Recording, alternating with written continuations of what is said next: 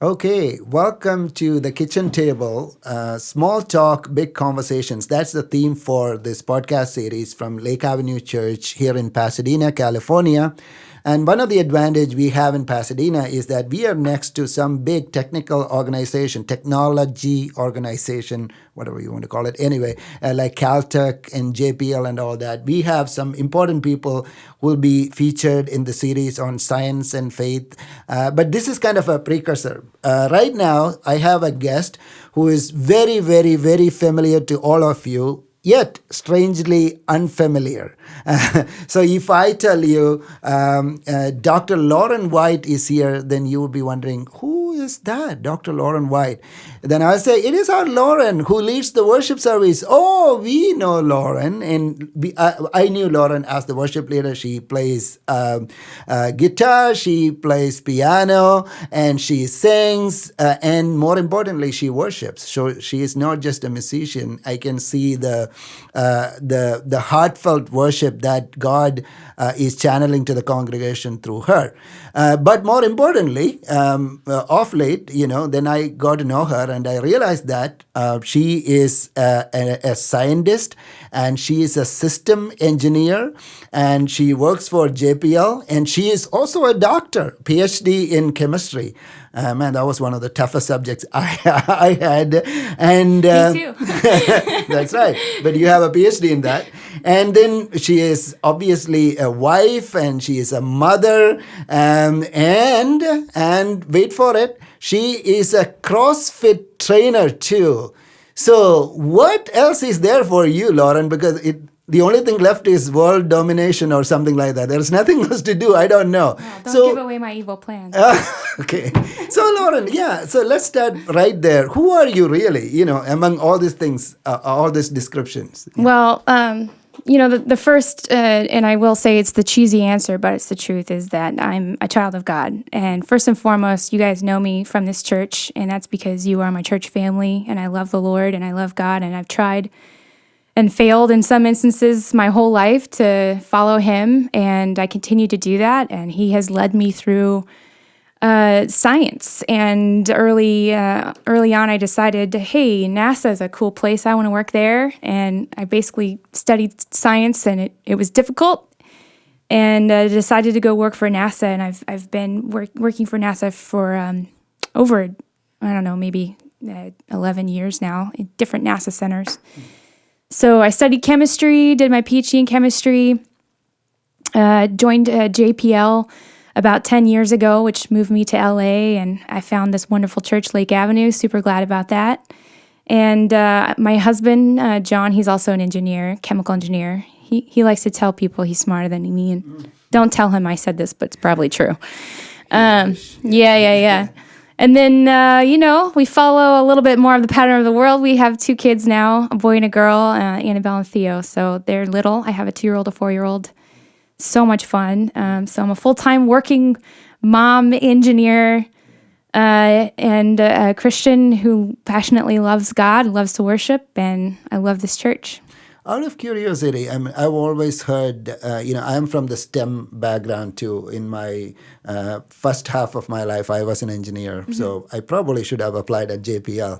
I mean, if this pastor thing doesn't work out, I might put resume. But there's this stereotypical understanding of women try not to go into STEM field, or they tend to be looked down on. Or did you have anything? I can think of the last.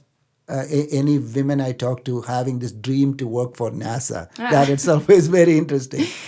I don't know if I ever really experienced young as a young person that I as a female couldn't do that. I did receive some callous remarks from a couple of university professors my senior year at university who said, "You want to work for NASA? Oh, they're going to have drones operating that. That would be a waste of your education. Don't go work there. They don't need people. They need monkeys, And I reached out to him after I got my full-time job working on the space shuttle, actually, and he never responded back and said, "Hey, look, here's a space shuttle, what do you think, monkey?" But honestly, no, I actually had incredibly wonderful and supportive parents who actually never finished their college education. I'm actually Native American Choctaw. I'm a Choctaw tribal card holder. And I was the first generation in my family to actually finish college. So my parents were 100% behind me going to college, getting my education, and following my dreams. And honestly, I can say it's because of them that I was able to do that. They sacrificed a lot to allow me to get an education. And in return, I felt responsibility to work as hard as I could to achieve that. Yeah. Now, that's a lot of stereotype, gender stereotype and cultural stereotypes you broke right there. And I'm a proud father of 2 daughters, so I wish my daughters will be breaking that stereotypes in some way too, which, anyway, that's a different topic altogether. Yes. But tell me a little bit about that fascinating project you do, because I got to see you in action at JPL. And they have this amazing project, Mars 2020, Mars rover. You are just about to launch, and you played a key role in that. I saw you in action. So can you tell us a little bit about what you do, particularly in that project? Yeah, just briefly, been working on Mars 2020 rover for the last 7 years. And my role there has been, interestingly, as a contamination control engineer. So Mars 2020, or Perseverance, now that we have a name, is the first part of attempting sample return. So the first half of that is actually obtaining a sample on Mars.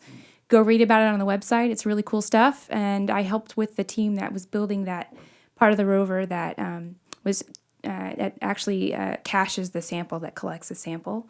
And a big part of that was keeping it really clean so that if we ever bring samples back from Mars, we didn't contaminate them with our own skin or a random hair or whatever, and accidentally discover life on Mars, but actually it was just a round trip from Earth, right? So there was a lot of contamination control that went into that, and I think there's on the website it talks about how this is one of really the cleanest hardware projects we've ever had to work with. So really, really challenging and really amazing. And we're T-minus 16 days from launch now, so we're getting close. Really close. Yeah. And so you're talking about contamination, not only chemical contamination, biological contamination too, right? Yeah. So my role primarily was focusing on the chemical side of things. And then we had counterparts called planetary protection that deal with more of the biological. But we had to work together, obviously, it's all the same hardware. So we worked very closely to understand each other's requirements and how we can help each other out in ways that it would interfere amongst ourselves. And that was actually one of the biggest challenges of the project. Yeah. I mean, it's ironic right now as we are having this conversation, Lauren, and probably one of the repeated words I hear in the media or everywhere is contamination. We are all afraid of contamination. So we have the COVID-19 crisis now, and obviously there is in the world of social media, everybody is an expert. And the information overload is a real thing, and the instructions that is coming up is also kind of I'm personally being fatigued by if somebody asks me to wash my hands again, I will flip, because I've heard that so many times. Yes, I do wash my hands, okay, but every celebrity tell me how important it is. I know, tired of hearing this. Probably I shouldn't be, but that's we human beings are. So I'm tired of hearing people's opinion. I don't even watch this news media because they're repeating the same thing. But when I talk to you, Lauren, I know that you have some educated opinion. Obviously, you are not involved in the COVID, or that's probably completely a different field. So I would really like to hear from you. How would you describe some of the security measures we are taking or we should be taking in our day-to-day life? Obviously, we know what it is, but from your perspective, an educated opinion, Sure. And I'm gonna tell you one thing, even from an educated opinion, that as a Christ follower, the first thing I just want to say is to not live in fear, and that's biblical. The Bible tells us that He who created us, we don't have to fear. That He's redeemed us. He's called us by name. That we are His, and and it's pretty consistently throughout the Bible that we don't have to live in fear. Yeah. Now, I want to come to that point probably once you give me your scientific opinion. Sure, because sure. Now you're encroaching my area. Yeah. So I'm going to push back on some. You on should, that. and Yeah, I just always sure. have to say that Yeah, first. yeah. And then next, from a professional standpoint, nothing I'm saying obviously is NASA's opinion. I'm really speaking from my own personal education here. There's a lot of really good information out there, and then there's a lot of information intended to cause fear. And what I've seen, for example, face masks and gloves. I hear a lot of people talk to me about that. My gym opened back up and then just shut down again yesterday. But for the brief blip that we were open, we were wearing face masks every day and wearing gloves the whole time we were in there. And, I've seen a lot of people wear face masks and gloves, but I haven't seen a lot of people use them correctly. Yeah. And I kind of laugh because, when I started on March 2020 in my position as a contamination control engineer, they didn't just hand me a pair of gloves and a face mask and send me into the clean room with the hardware and say, good luck, don't mess it up, right? I actually had to spend a lot of time training. Yeah. Learning. I saw you in one of those masks too. I mean, it couldn't recognize you. Yeah, that's right. Yes. I think it was on like 60 Minutes or something. That's right, yeah. And those are bunny suits. So we've learned how to utilize these things in order specifically to mitigate us from contaminating the hardware specifically, right?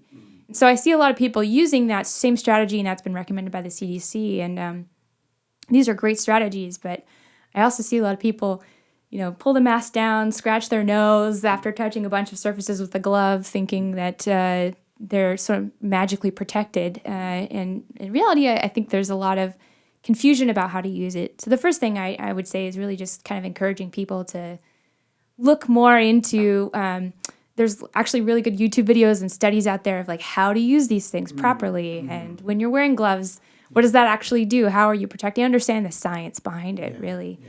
And then second, COVID-19, it's a very real thing. It's a very real virus. I know just about everyone I know has been affected by it somehow, has known someone who either had it or died from it. And, the first thing I would say is just mourning the loss of life, because that's a very real thing, and we should be mourning with our brothers and sisters. And, second, there was just not a lot of information in the beginning when this first hit. And so it was scary, and our leaders, at all levels of government did what they thought was best based on the data that they had. Sure. Yeah. And I think there's actually a lot of good data out there now, because we're, several months down the road now, that could start to ease that concern a little bit more. And what I see day to day on media and social media especially is more of the same predictions and fear from the early days, and less of the statistics and numbers that we actually have available now to really understand, who's at risk, who's not. I get a lot of phone calls from a lot of parents right now about how I feel about kids being in school. I actually kept my kids in daycare this entire time, and I didn't take that decision lightly. I actually did probably an in-depth research thesis to prove to myself and my husband as well that... So there was a daycare open? There was, yeah. Child care centers still remained open and essential because actually JPLers were still essential workers. And when this all hit, actually, I had just gotten back from working at the Cape in preparation for launch. And I came back for what I thought was 3 days to celebrate my daughter's birthday. And then everything shut down, the flights shut down. And they asked me to go, continue to go in to work because we weren't done building the rover yet. So we still had things to build. Yeah. So I had to go into work every day. John had to go into work every day. And we pushed the pause button for a day and said, all right, what do we do? What about the kids? Yeah. And, I spent a lot of time really looking at the numbers even then and kind of convinced myself that I didn't really have to be afraid for my children. And given the precautions that the daycare was taking, I felt like the teachers were really well protected as well. I know we have to talk about teachers too. So, all those things, I think I just really want to point people to educating yourself. Don't just look at the Google death rates today and stop there. or the ticking numbers on the nightly news. I think those things are intended to draw you in. They want to keep the viewers, and if you're at home, then you've got nothing else to look at. But there's actually some really good case studies coming out finally after months of looking at data, collecting data, and doing case studies that I think could start to really lessen that fear in a lot of people. Sure. And you very clearly stated that our perception sometimes can be worse than the reality out there. And as a scientist, you deal with the reality. And in some way, as a theologian, I deal with perceptions too, because that perceptions will be the channeling ground for their own reality, right? They create in the culture. And particularly media is exaggerating. And that's the way it is. And unfortunately, the social media world, even the so-called the main media, the mainstream media also has to exaggerate a little bit, or to get that they do clickbaits and all that kind of stuff. So I didn't hear anything what you said as controversial. You're basically saying that you should wear a mask and you should wear gloves or whatever you want to use, but before doing that, do that properly and educate yourself in that. And even when we are sitting here and having this conversation, this is social distance. We measured the distance and all that. So it's not like you're not saying anything against the existing rules or regulations, but to understand more appropriately. So, and I can imagine. So what? This is kind of a learning question too. I mean, now we are all stuck at home, like safe at home, right? So even at home, I would love to come to your house, but I'm going to imagine that it will be the cleanest house in planet Mars, and yours is the cleanest house in planet Mars is going to be, because this rover is going to go to Mars. And so how do you do that at home with two kids walking around? And first of all, I don't know why everyone keeps making that assumption. It's funny, is I put all my energy into keeping the rover clean, but once I get home, man, forget it.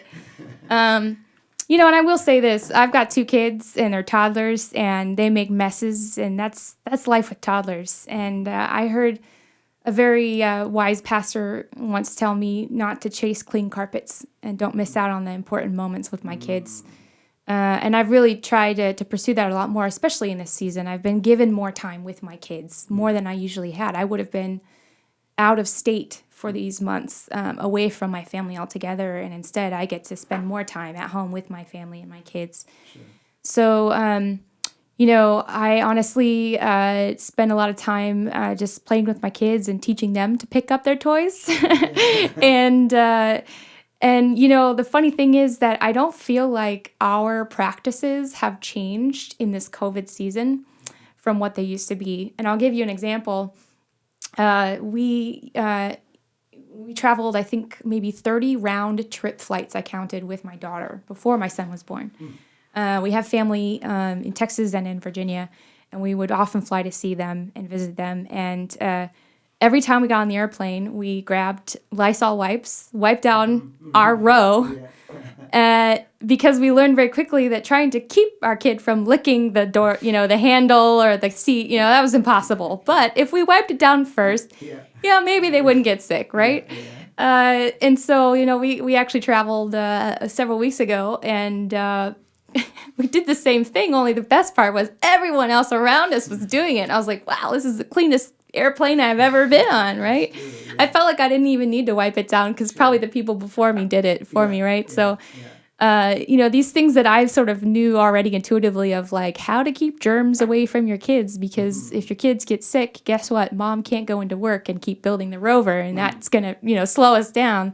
I already had to start practicing those things. So I feel like in general, a lot of the things we practice at home really just haven't changed. Like I always wash my kids' hands before they eat, and I'm constantly fighting the battle of keeping their immune systems high so they don't catch the next bug that goes around daycare, right? I think as parents, we all know that when you have little ones, you're going to be out of work, consistently every couple of weeks in the cold and flu season. And that's just part of it. That's part of life. And that's part of their little immune systems. growing, right? Thank you for opening that little window to your beautiful house, and I've been there a couple of times, so I know it's a very, very clean house. What would be your advice to me as a pastor? Now, as a church, we are facing the same issue, right? Like, obviously we were asked to close down before, and now eventually we were allowed to bring in people maximum 100 different. Obviously the rules and regulations change on an everyday basis. So we were hoping to get people back into the church slowly. But now, as of today, I think Tuesday midnight, as we are recording now, again, the restrictions are in place, and we are not allowed to use indoor space in church, and we are not allowed to sing. And I don't want you to go into the ethical or theological aspect of it, but we obviously obey the rules of the government. We are happy to do it, but. As a contamination expert, what would be your advice personally to me as a pastor? Even though as a church we have a COVID response team, I'm not part of it. Right. So this is a completely unofficial conversation. Right. If I want to reopen the church, what would you ask me to do? Sure. Well, I mean, as you said, first of all, we, as a church, we have to comply with what our state government asks. There's no doubt about that. And second, I don't believe the things they're asking us are necessarily flawed. One thing I've learned studying contamination for several years now is we did a lot of particle modeling. And when you try to model something, it's really, really difficult to model and generalize it for every instance and every scenario. Then inherently it has to be very conservative, and you have to, quote, bound it somehow. And, when you look at the field of epidemiology, which a lot of the people from that field are advising on a lot of task force, even in our own church and all the way up to our state government, inherently the way they are trained I'm not saying this is a flawed way, is to always err on the side above, right? Sure, to worst case, to be conservative. Yeah. Because when you're talking about viruses and disease, you want to be overly conservative to save lives than under conservative, versus in chemistry, you just have a statistical error that's bounding on both sides, where I could be 10% wrong, either negative or positive, and that's okay because it's just changing the reaction rates. But when you're talking about disease and viruses, now you're actually talking about lives, right? So you want to be conservative. So the first thing I would tell you is to know that all of the predictions and the numbers you see, they're trying intentionally to be conservative. And some people might use that to scare you, but I have to believe that a lot of people are truly just trying to be conservative for the sake of that's best practice. Sure. Yeah. And so just teaching people that part of the science, to know that the numbers we see have to be conservative, and that's how you can approach a problem like this and try to control it. Mm-hmm. And second, to really start looking at the stuff that's coming out there now, to lower your fear, really. I've seen a lot of studies come out now. Even there was a really good antibody test that was done in Santa Clarita, not very far from here, that showed the prevalence of COVID is actually even more widespread than we thought. Now, that shouldn't scare you, because the interesting fact in that paper was that the fatality rates didn't change. And so what that actually means is that your chances of actually dying from COVID go down, depending on how many cases you're talking about and the prevalence of that case. And so I started to really look into how epidemiology does this, and how do they weigh incidence of case versus prevalence, and I learned a lot. And so my first challenge really to you as a pastor is to start educating yourself about those differences. We're all smart people. We don't need PhDs to understand this. There's actually really good summaries and synopsis in the corners of the internet. You can find them, and I encourage you to keep digging. And what you're talking about from scientific papers as opposed to scientific papers, but also just summaries from epidemiologists, MDs, chemists. Okay.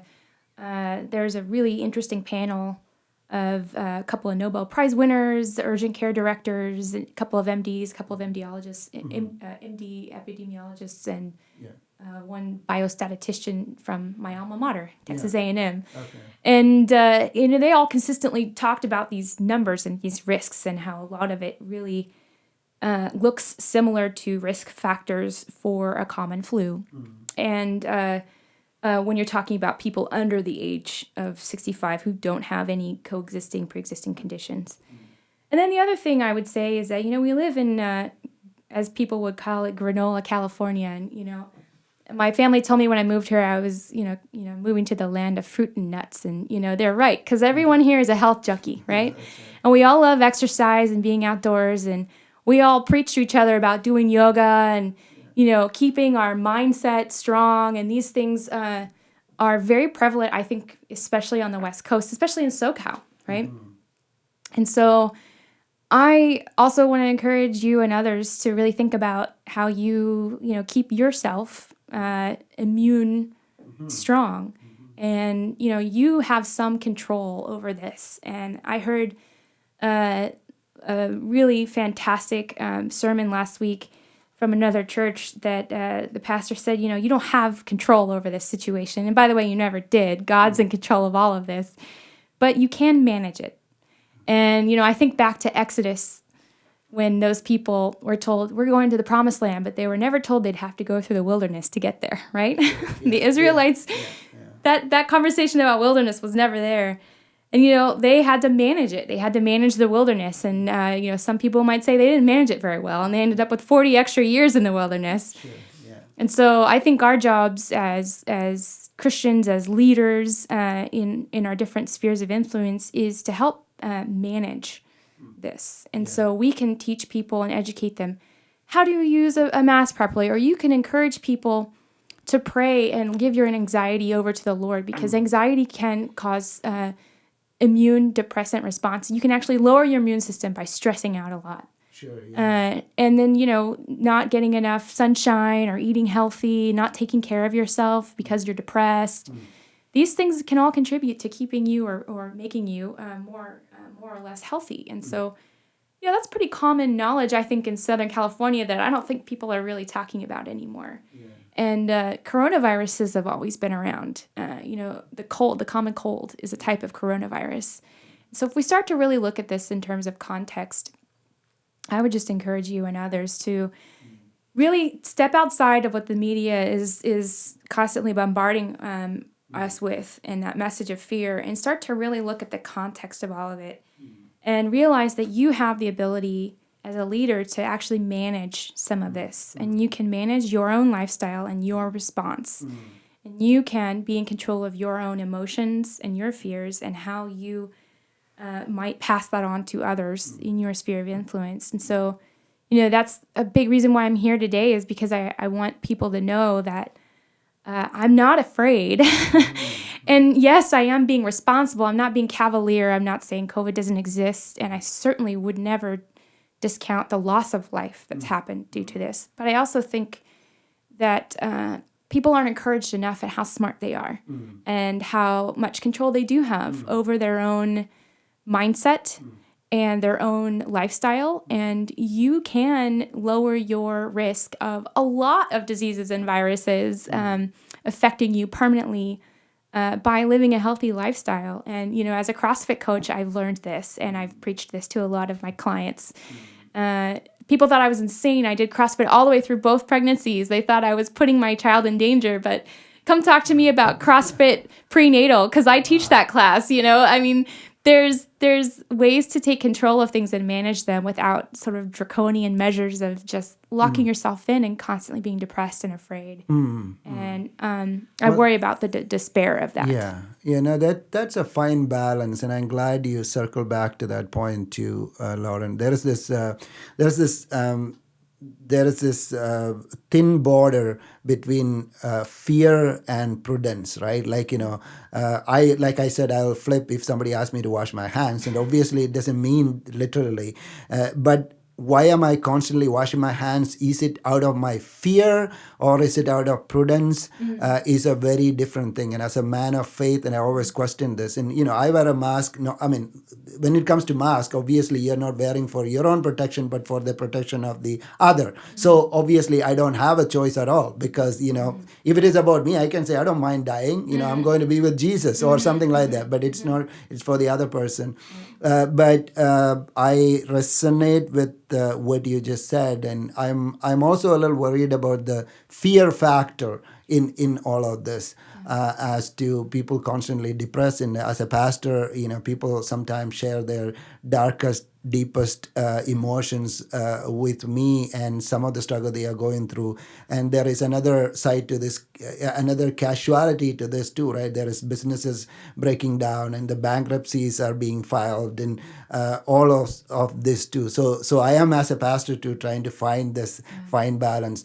But to me, and I'm glad you said this. You articulate it in a very theological way, because the culture tells us to fear, whereas the Bible very clearly tells us fear not. Fear not is a commandment, Yes. right? It's like murder not or steal not. It is a commandment. It's not like, oh, don't worry, don't fear. That's not. No, fear not. You are not allowed to fear if you are a Christian, but you have to be prudent.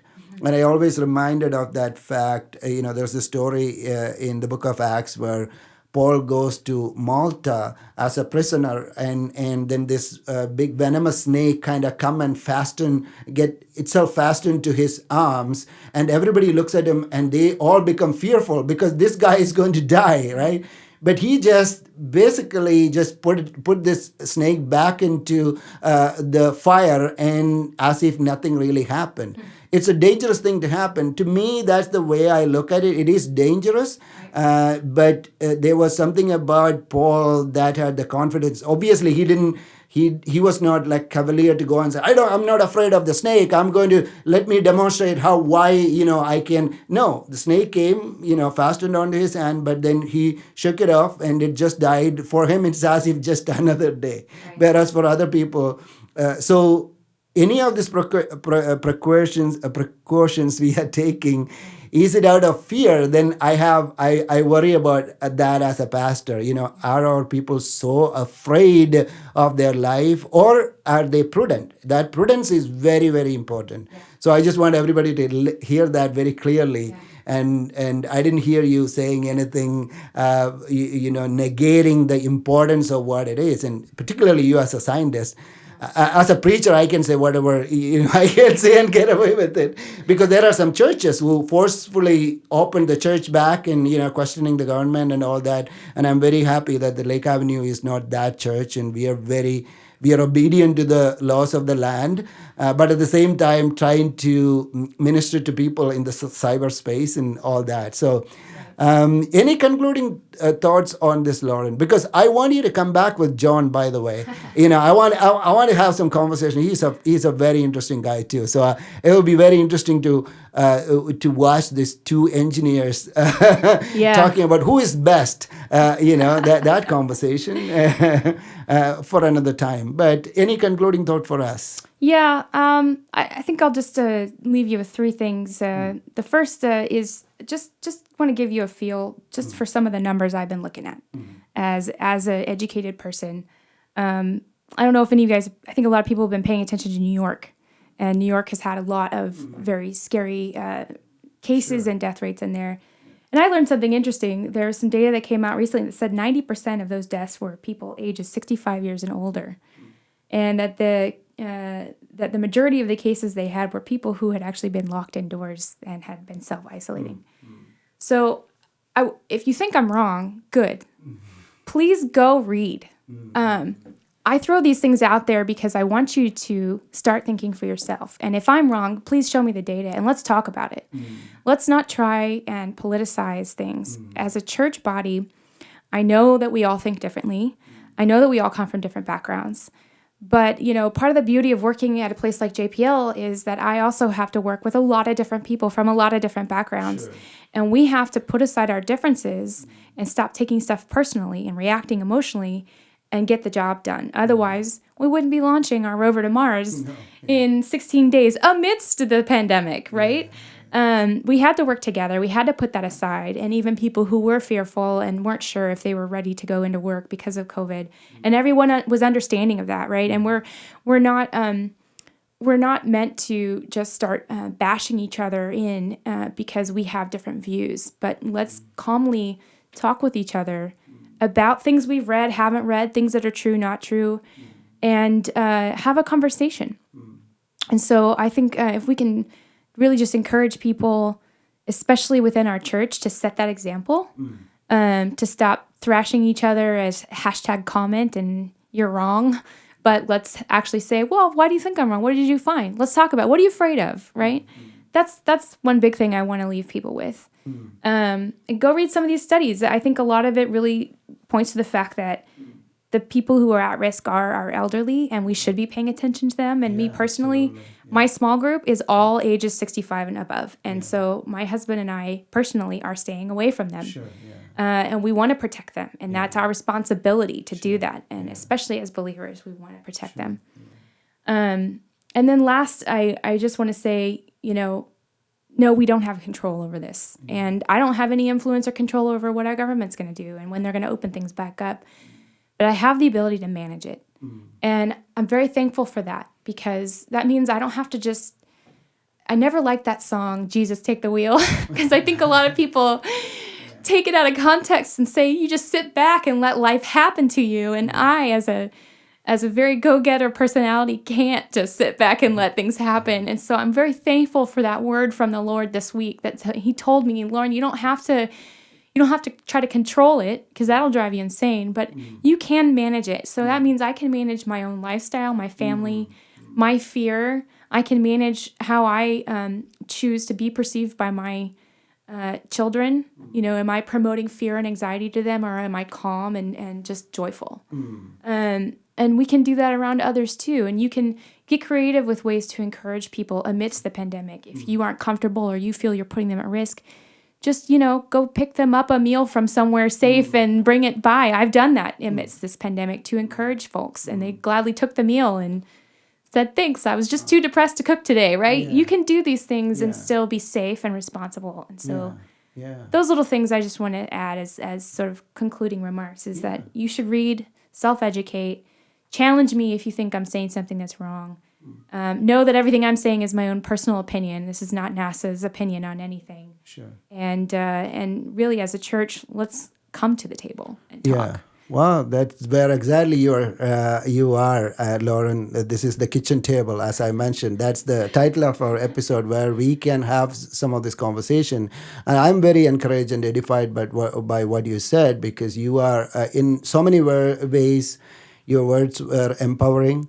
And also helping me to have that dual vision, both to the government and also to the Lord. We can be obedient to both, instead of if we only avoid politicizing anything and everything in this culture.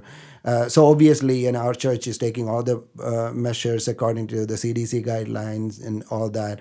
But at the same time, having this confidence in, and going back to that commandment to fear not, and the word that comes is prudence. We should be prudent in doing all these things, avoiding fear. Yeah. So thank you, Lauren, and thank you for really spending your valuable time with us. Hope everything goes well at JPL and the Mars rover, and very excited about the launch. And please come back with John another time. We want to have this conversation. Okay. Thank you again. God bless you.